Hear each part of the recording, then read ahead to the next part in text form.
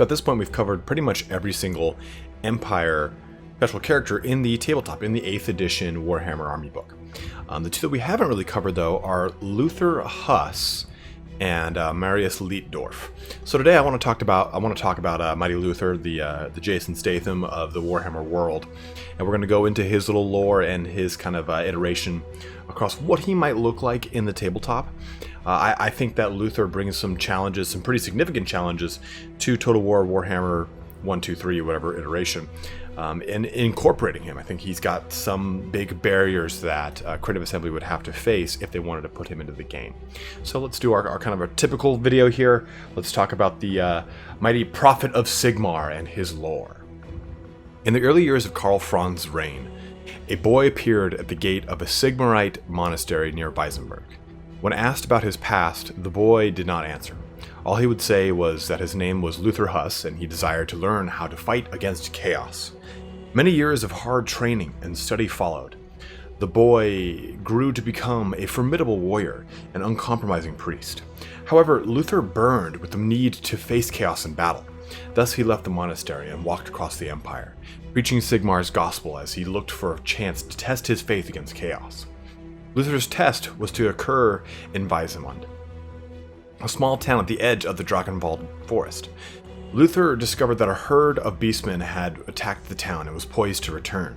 Soon, Luthor was standing beside the townsfolk, ready to face the foul children of chaos. When the beastmen attacked, Luthor displayed the divine might of Sigmar himself. The warrior priest became his deity's vessel upon the world, and he bore the gifts of the immortal god. Every swing of Luthor's hammer struck a mutant monster dead. Every word of power uttered caused a beastman to burst into flames, and his supernatural aura turned aside enemy blades. Against such a warrior, the beastmen could not prevail, and they fled back into the woodland lair. Luthor Huss followed the fleeting mutants, determined to cleanse the land of their filth. Though many believed the ferocious novice was walking to his doom, he emerged from the Drachenwald 3 days later, his armor in tatters, his exhausted body covered in the blood of his enemies, and the horned head of the beastman shaman clutched in his hands. Luthor quickly rose through the ranks of the Sigmarite cult, and was chosen to join the delegation representing his order at the Sigmarite Council in Altdorf.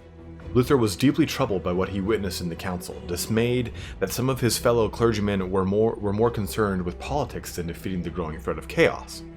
With all the fervor he could muster, Luthor stood up in the Cathedral of Sigmar and denounced the squabbling priests. Luthor was commanded to apologize by his superiors, but he was utterly unrepentant.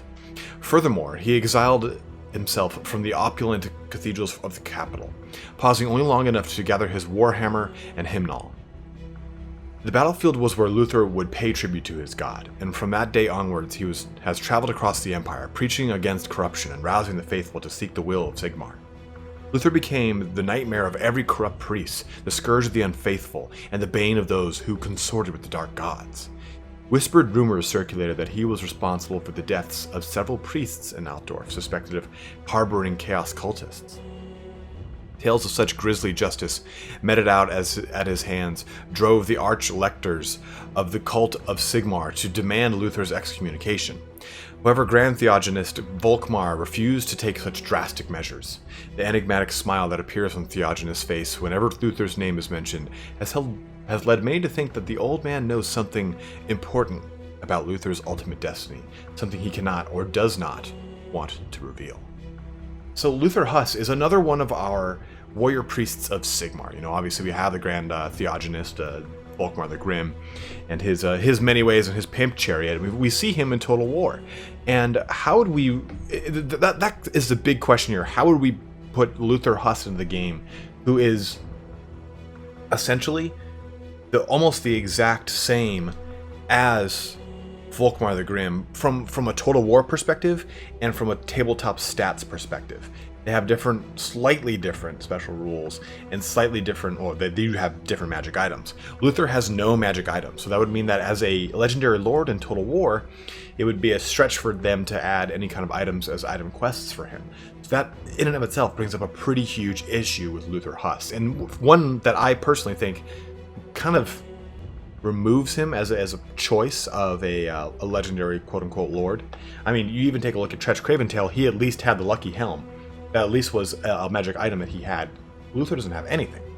And that's kind of a little bit of Luthor's shtick, right? He doesn't believe in the need or the necessity for all these magic items and trinkets and talismans. He believes very much in the mundane and his ability to dole out, to merit out that the justice of Sigmar. And that's kind of really, again, the crux of him. So he has a special rule called Chosen of Sigmar, which gives him a ward save, which would be great and easy to represent in Total War. Another really awesome ability he has, as a result of Chosen of Sigmar, is the ability to you can trigger it once per game, and it basically would increase his weapon skill, strength, and toughness. So we could equivalate or equivocate. What this is equivalent to would be maybe a small buff, or maybe even a major buff if it's just kind of a one-time shot with maybe even a high recycle, kind of like a killing blow or something of the sort. It would increase his melee attack, his weapon strength, and his melee defense, or just his armor, which I think would be a really cool ability and a way to kind of differentiate him from Volkmar. He's someone that's meant to be in the center of battle maybe a little bit more. Maybe he is a little bit more tanky than Volkmar, with that inherent ward save, with this bonus to his toughness, or his melee defense / armor, or his weapon strength and melee attack. Maybe that's kind of his role. And he has this other ability that is kind of cool, because so with Volkmar the Grim, we know he's a Grand Theogenist. We know he has basically all the same prayers as a warrior priest already in Total War Warhammer, but they have the prefix of grand attached to them, and they have a little bit better magnitude, a little bit stronger. So maybe that's another thing for Luthor Huss. He has that grand attached to them. I'm not sure. Maybe just greater. Who knows? Maybe they're just normal warrior priest abilities. But he does have an ability called Unbending Righteousness. And this basically makes it so that him and his entire unit are stubborn. So it'd be cool to see this equated to everything in the region around him becomes stubborn. Because, you're dealing with Empire, and Empire as a whole do suffer from a lot of leadership issues. Even if we're talking about multiplayer, if we're talking about campaign, they're obviously going to be routing a little bit easier than, say, a Dwarf faction or a High Elf faction or Dark Elf faction. So having a Battle Priest, or a Warrior Priest, that can actually directly buff and make the entire unit, all the units around him stubborn, I think it would be extremely huge, especially for a lore that's meant to get up close and personal. Like I think I would look at Luthor Huss being designed as. I think he would definitely have to be more of a tankier warrior priest, a more up in the face warrior priest.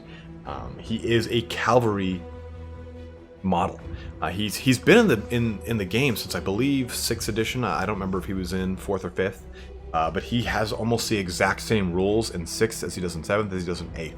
And I was really stretching too. I was like, man, maybe I can find something in 6th or 7th that shows magic items or something that I can say like, oh yeah, this is what he would definitely get, and this would make a lot of sense, and so on and so forth. I couldn't find fuck all.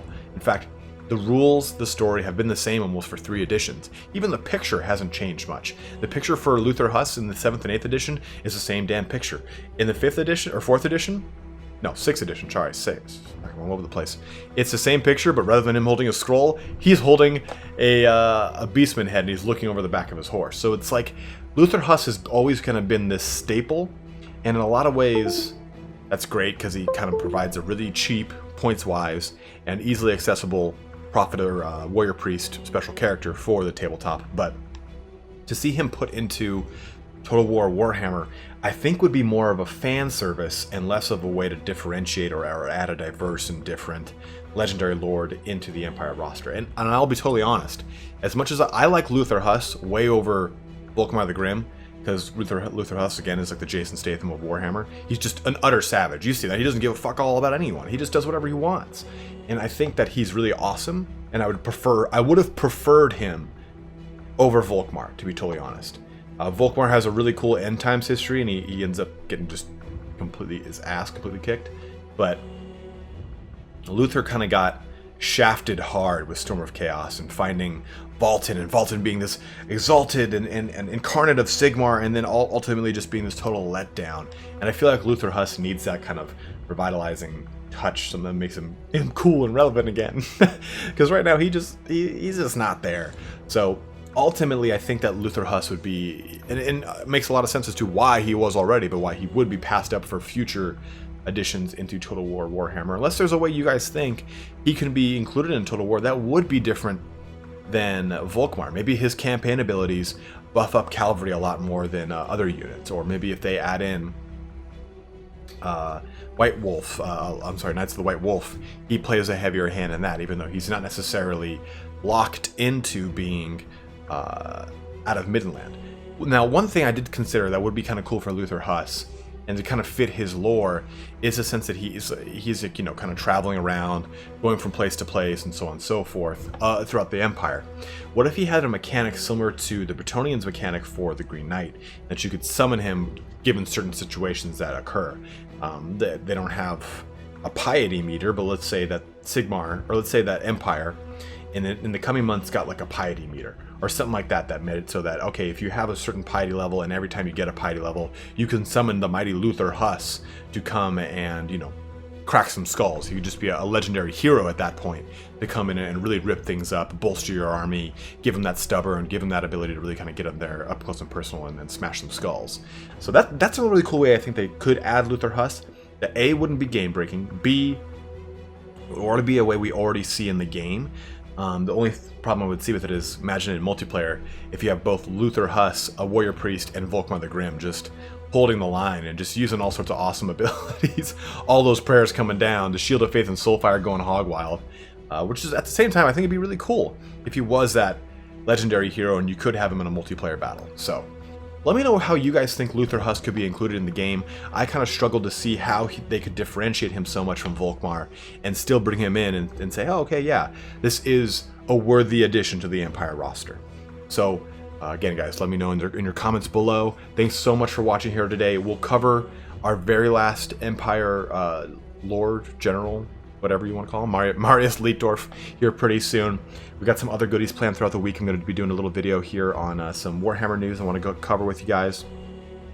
But stay tuned for some more goodies. We got plenty of stuff coming.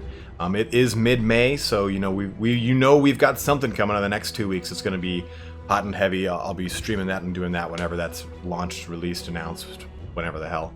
But thanks for watching so much today, guys. Don't forget to like, comment, and subscribe, all that jazz. But have a good one and take care.